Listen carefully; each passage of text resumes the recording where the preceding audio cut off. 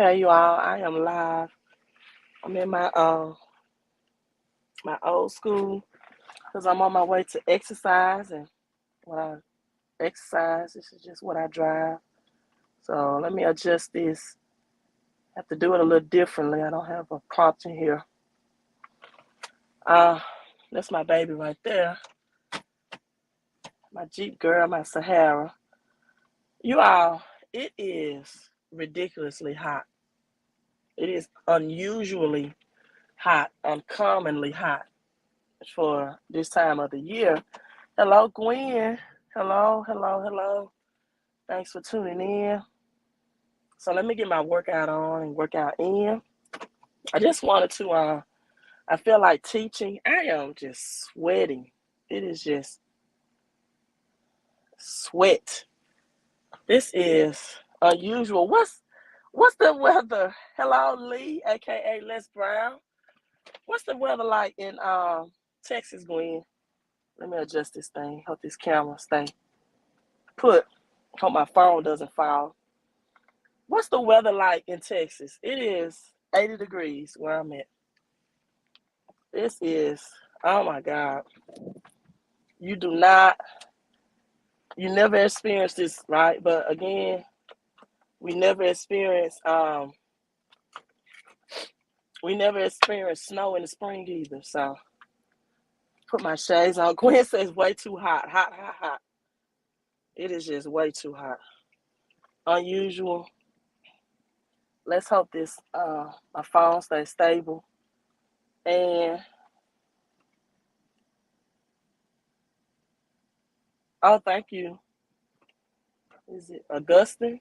It says worked out. I think everybody should try to do something health wise in a health pandemic. Don't you think?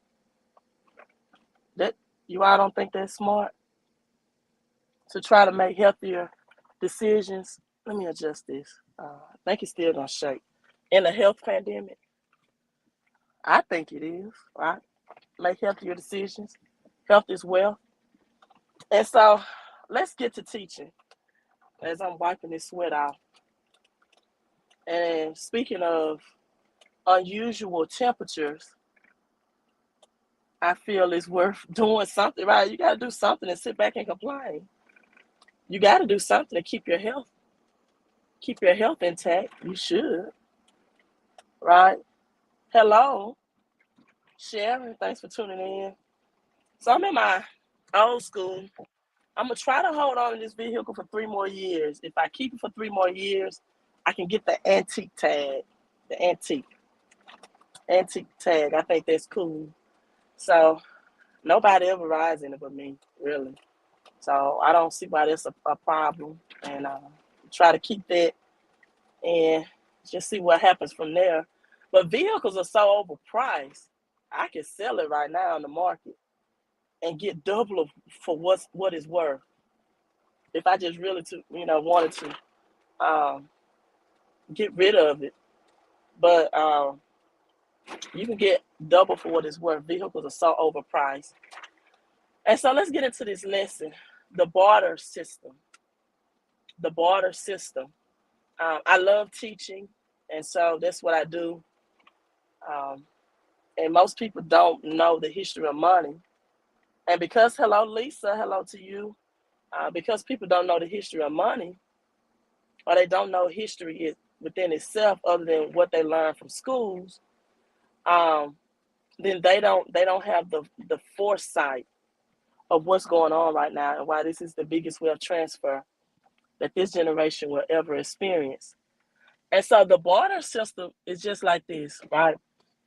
The barter system is when people work directly with each other without using any type of bank's money to exchange goods and services. They went directly to each other. They didn't need the bank's money. They didn't need a banking system. And people was, hello Tremaine, my business partners. Let me get a shout out to my business partner, Gwen and Tremaine. We have a wonderful business in a wonderful way.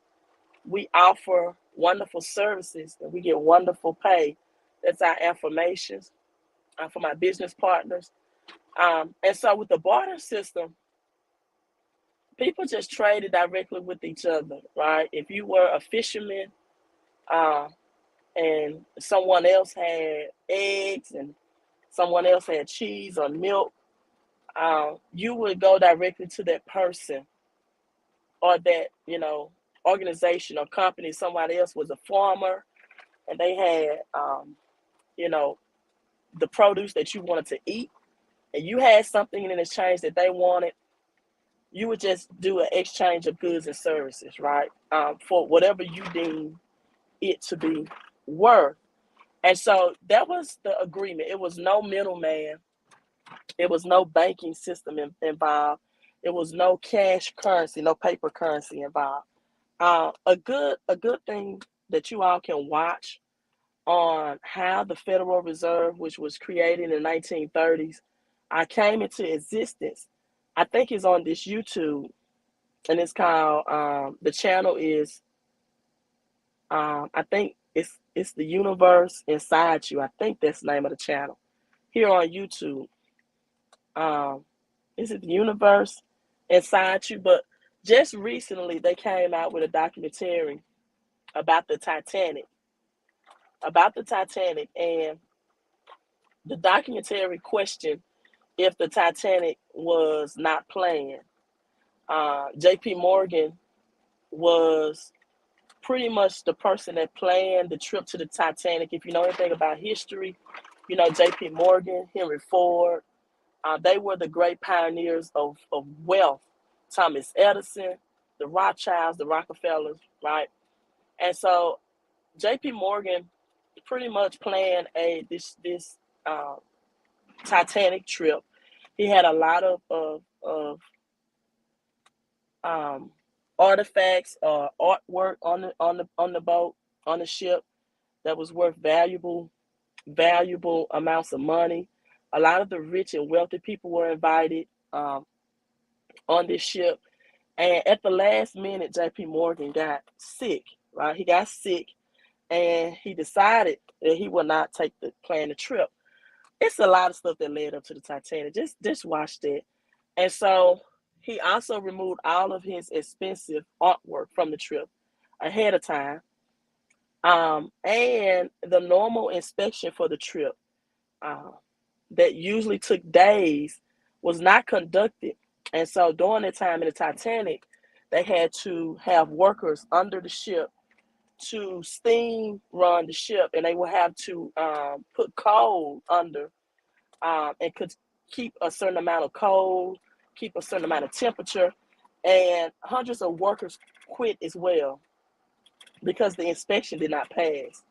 Of course, a lot of rich and wealthy people did not know about this. Now, on this ship, on the Titanic, a lot of the rich and wealthy people that were aboard would not have voted and did not want the Federal Reserve into existence. They knew the power of having a Federal Reserve system. They were not for it, they were against it. But of course, J.P. Morgan, they were for it, they was in favor of it. And so a lot of people that would have fought against it end up dying in that crash on the Titanic, on the iceberg.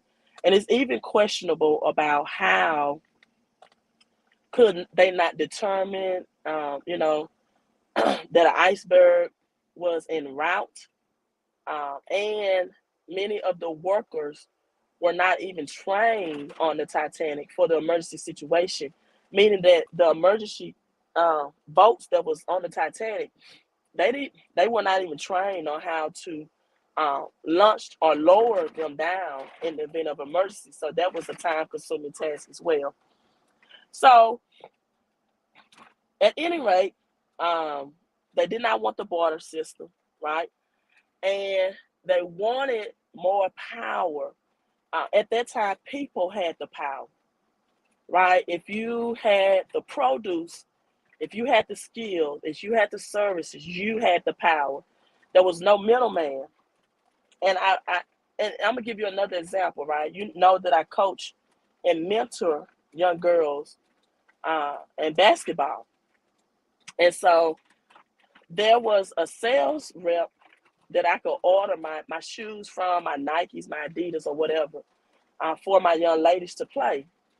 And I learned that the sales rep went directly to a seller and just got the items at wholesale and sold it to me at retail. So in order for me to be I think, a smart uh, business financial coach in my sport of basketball, I cut him out. I said, look, I don't need you to order my supplies. I can go directly to the wholesaler myself. And he said, well, coach, what that does is cut out the middleman. And I said, that's exactly what I want to do. Right? Why should I pay you commission? I can save that money and reinvest it in the program to get other supplies than to pay your salary for it. And so what the barter system do and what Bitcoin is doing is bringing back this system where an elite group of people, a powerful set of people are saying, you know what, we want to go back to where things was before there was a federal banking system involved. We're going back to the people having control over transactions. So let me teach this as if I was teaching it to my young ladies that I coach and mentor. If I was teaching it to a group of kids, let me say it that way. So what this bartering Bitcoin does is, just like you keep cash in your wallet, if you're a male, or some females carry wallets, right? Or most females carry purses, but the the Bitcoin is kept in a wallet as well. It's just digital, right? It's just digital. And so digital wallets are made up or composed of letters and numbers that's unique to you. Meaning that if you own or possess any amount of Bitcoin and other cryptocurrencies, no one else has your unique combination of letters and numbers but you. And unlike cash money, right? Unlike the cash dollar, um, there's value at a certain set amount. See, when you carry cash, $1 is exactly worth $1, right? $5 is exactly worth $5 if you're carrying cash. $10 is exactly worth $10 if you're carrying cash, right? $20 is exactly worth $20. $100 is exactly worth $100. But with Bitcoin and other cryptocurrencies, they work in smaller decimal amounts. So you can have up to like 8 decimal spaces for a Bitcoin, meaning that you can use any amount of Bitcoin for larger or smaller transactions. And it's peer to peer. It cuts out the middleman. There's no bank involved. You don't have to use the bank's money.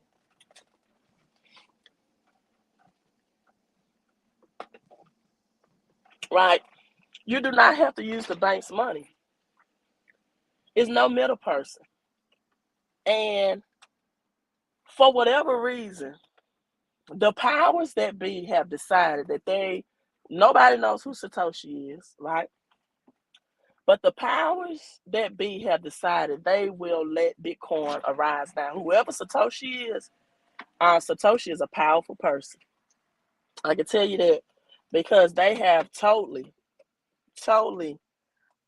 taken away the power of the central banks. Satoshi might be the central banks. Who knows? Right. All right. So I've stopped driving. I can read some comments. I'm at the park. I was trying to see. Somebody asked me on one of my other live streams, what type of pine trees do I use to drink my pine tea? I'm like, I didn't know that there were. I didn't know that there was different type of pine trees. I don't know. I just only know one type of pine tree. But at any rate, and so with this being said, people, our cash is changing back. It's changing to digital. Changing to digital. Thank you, Tremaine. See, I love teaching about crypto and cash. Thank you, Tremaine. D. Francis says your insight is deep, woman. Just reasoning on the bartering system. Uh, System first night. Wow, thank you so much. I think because I'm still around children and youth, and I love teaching. That's why I'm still in the public schools. And on that note, I have a book coming out to teach youth just like this, and it's probably going to help adults as well, probably more than youth, about this new digital money, right? About this new digital money. Give me one second.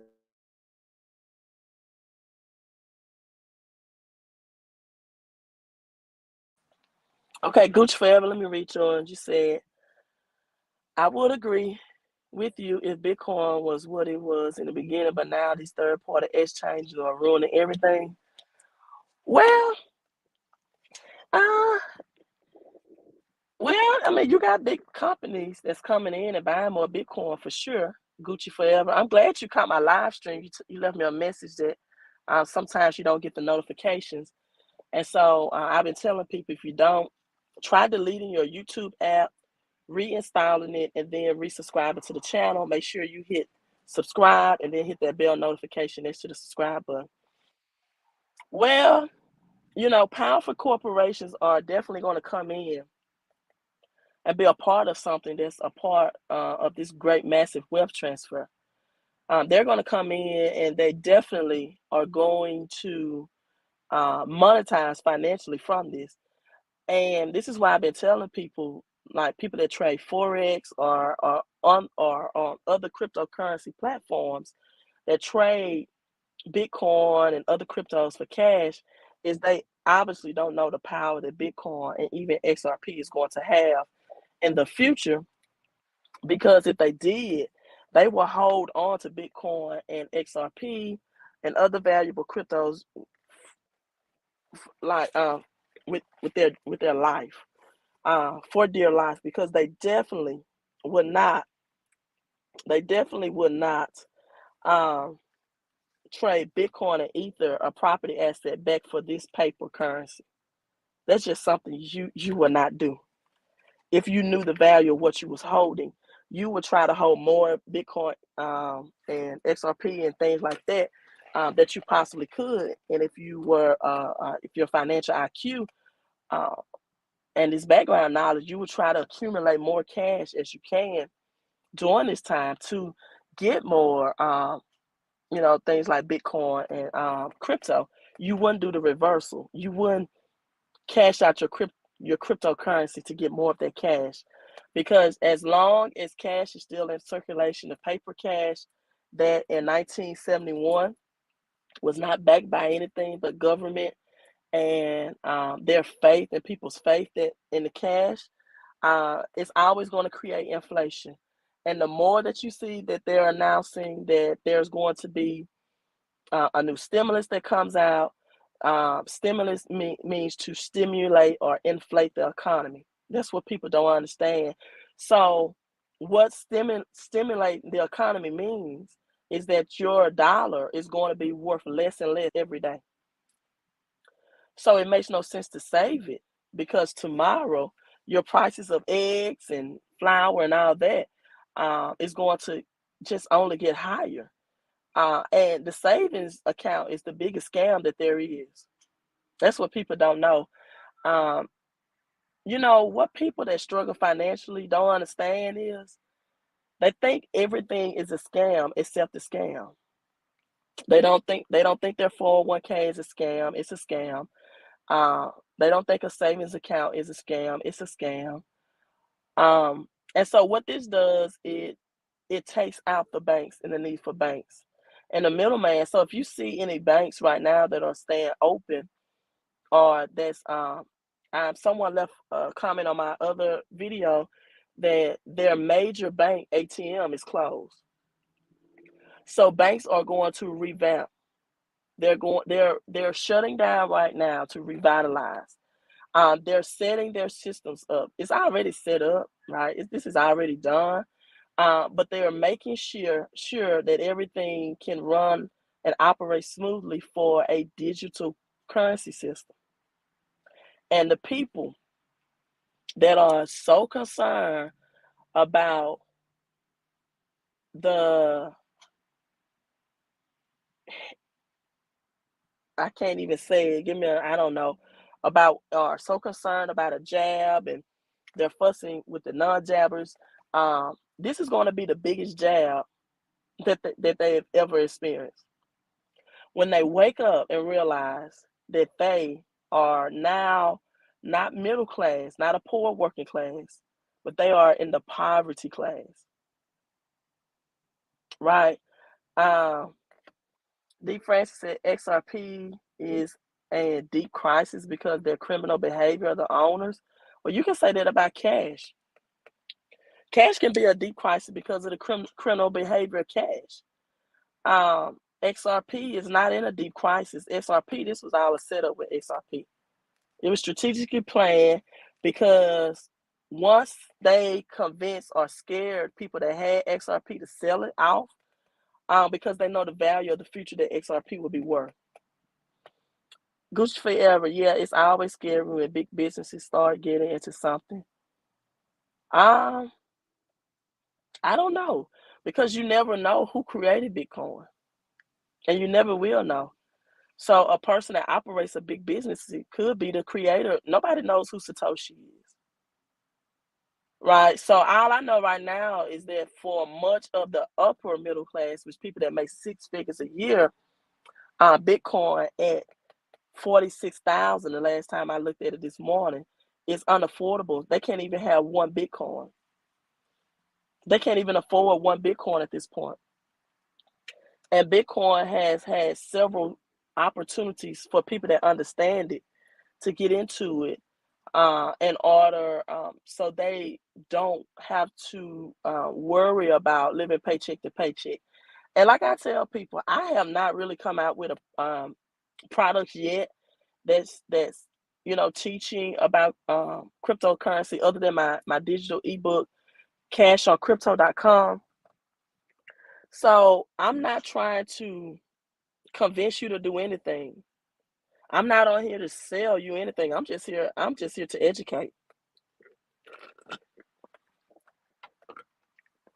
If you want to stay in your same, see what people don't understand, let's travel back in time.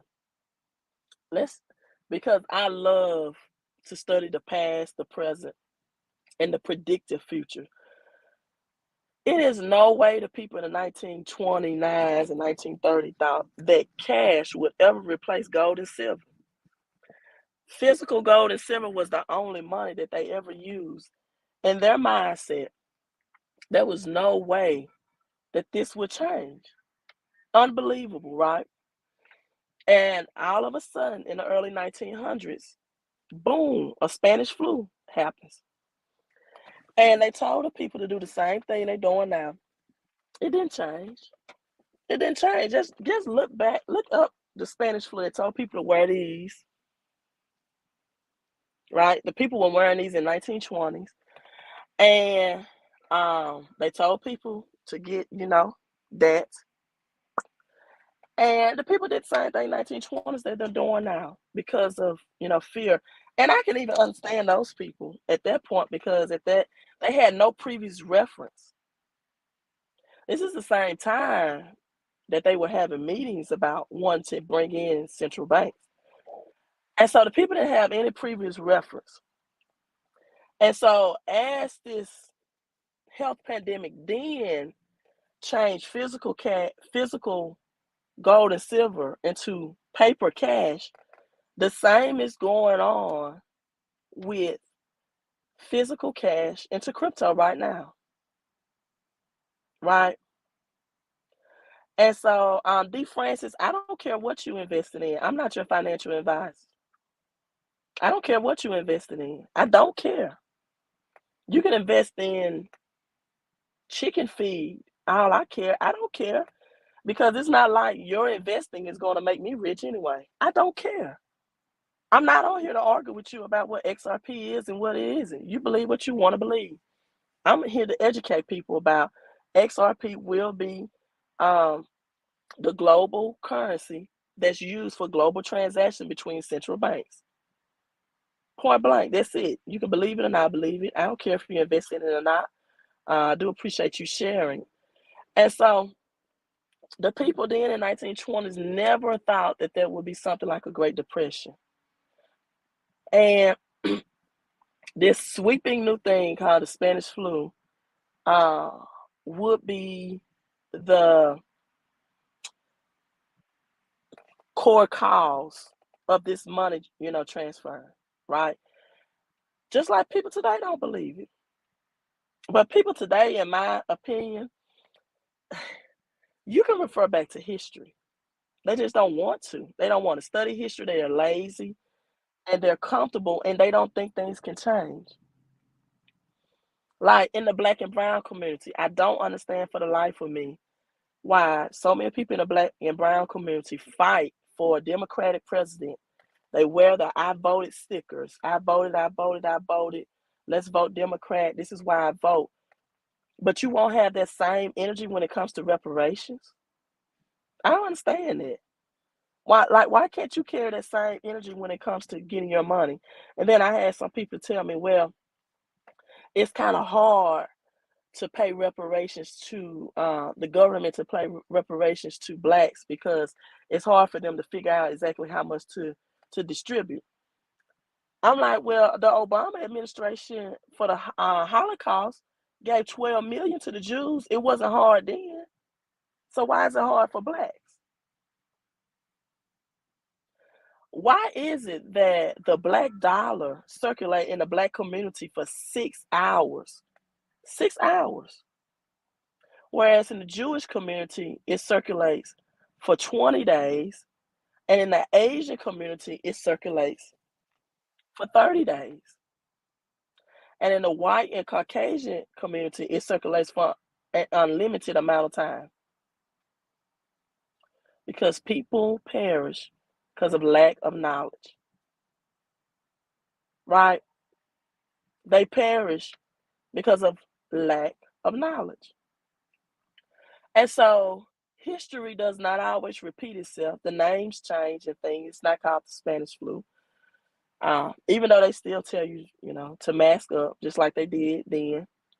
And this is going to be the biggest wealth transfer and the biggest economic crash at the same time that these people have ever experienced. And people, most of the population, unfortunately, don't know about it. China has already started preparing for a lockdown. They're already not shipping much of the food supplies into the United States. This is the stuff people don't know. And the United States is not producing anything. They're not producing anything. We're not making vehicles. We're not producing food. No production. Famine is coming as well of food that's available. Then you have a struggle of supply and demand. And all of this because there will be no physical currency in rotation. Not the dollar, not the euro, not the no physicality ever. And so this is transferring to a digital cash economy. And so financial literacy, like words like the blockchain, Bitcoin, cryptocurrency, some things you need to position yourself to learn because as I told you in 1930s was the last Great Depression. If you at this point are the last greatest time of the wealth transfer, if you don't understand it now and you're not positioning yourself, let's see. Let me do the math. That was approximately 90 years ago. It might be another 100 years for another financial wealth transfer of this magnitude. More than likely, you won't be around. I won't be around in 100 years to experience it. And so, hey, I just want to do this quick video. I'm about to get my exercise in. Again, very hot weather this time of the year. And I even got an email from FedEx saying that they were not delivering out of Memphis because of intense um, um, fog or something. Just abnormal weather conditions everywhere in our 50 states. And then again, I saw something from the CDC this morning that I posted on my Facebook. Every United States have high level of transmission. That's showing all red. You would think the states with the higher jab mandates would be lower. Thank you so much, UV, for asking everyone to hit that like button. Right. So I think it's definitely time for the jab and the unjab alike to stop going back and forth because, according to the CDC, whatever decision you made is not making a difference. Whether you decided to get the jab or not, this is directly from the CDC. Every U.S. state has high levels of the vacation right now.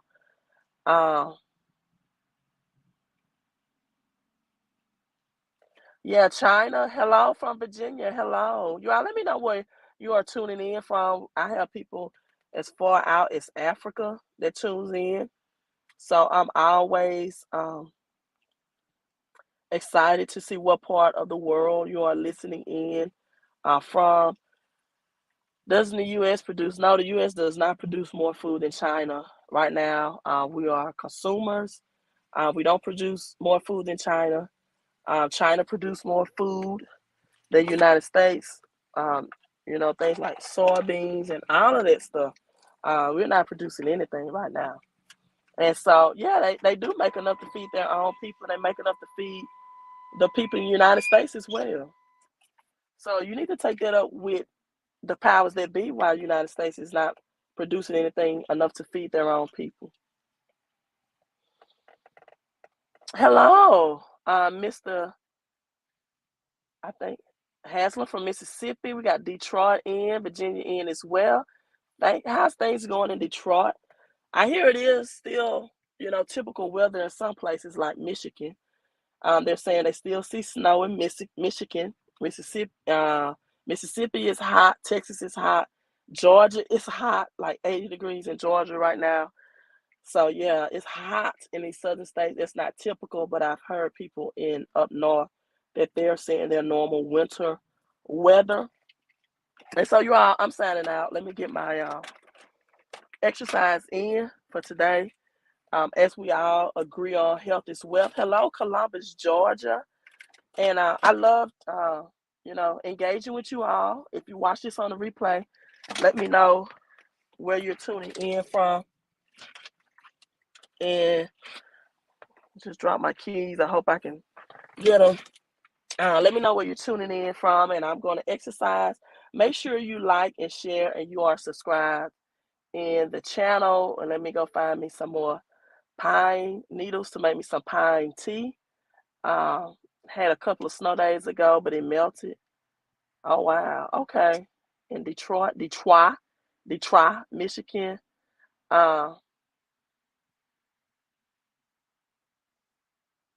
Yeah, Southern California cases on the rise as well.